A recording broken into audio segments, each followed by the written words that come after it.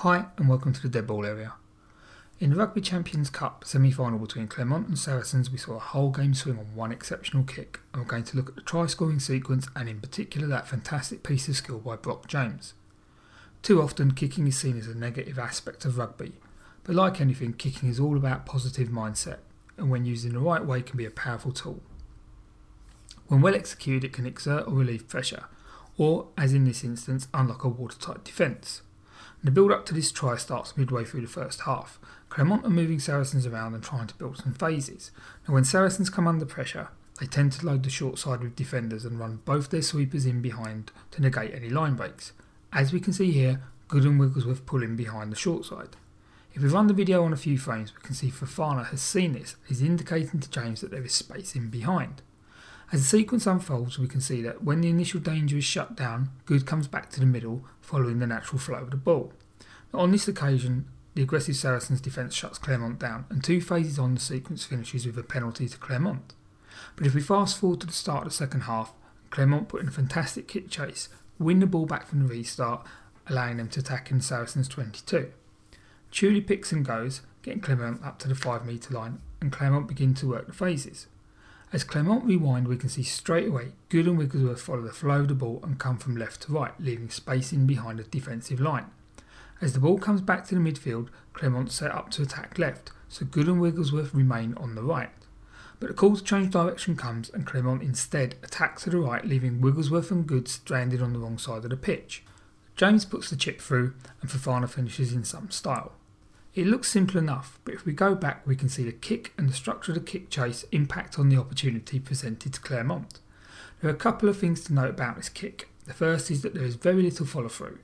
Lots of people will try and lift the ball with their leg, leaning back to get elevation, but here we see the kick is just dropped and punched over the top using the natural movement of the running motion. There's very little lower leg movement, and James keeps his ankle and lower legs rigid to make a solid contact with very little play in it. This creates just enough height to clear the defenders, but ensures it will drop well in field. We can also see how squared James is when he kicks the ball. Again, there is often a tendency when trying to chip the ball to use a kicking motion where the leg swings around the corner, allowing the kicker to hook the ball back over and chase themselves. You'll often see players drop onto their inside leg, lean into the kick with their shoulder. This means they kick through the ball on an angle, and it often results in a slice or the kick being overcooked. But James instead keeps his shoulders square, facing where he is kicking to, and stays straight throughout, only deviating once the ball is cleared of defenders.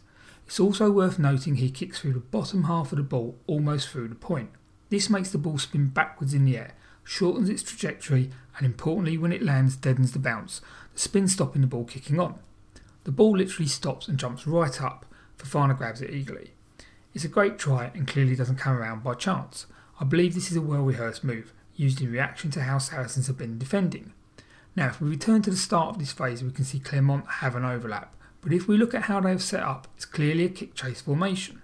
We can see this because Davis and Fofana are very flat, and Nakataki is very wide holding the touchline. This means Wiles cannot stay narrow and turn early before the kick.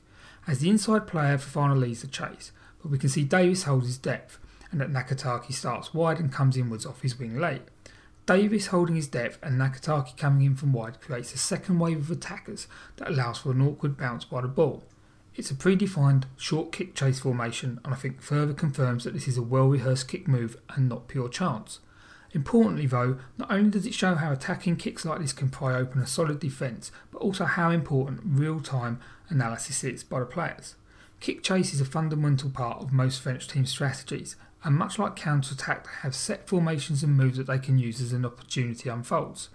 Like any attacking weapon, a kick like this needs to be used at the right time, else it becomes predictable, but used at the right time it is very hard to defend. Thanks for watching, and don't forget to follow us on Facebook and Twitter.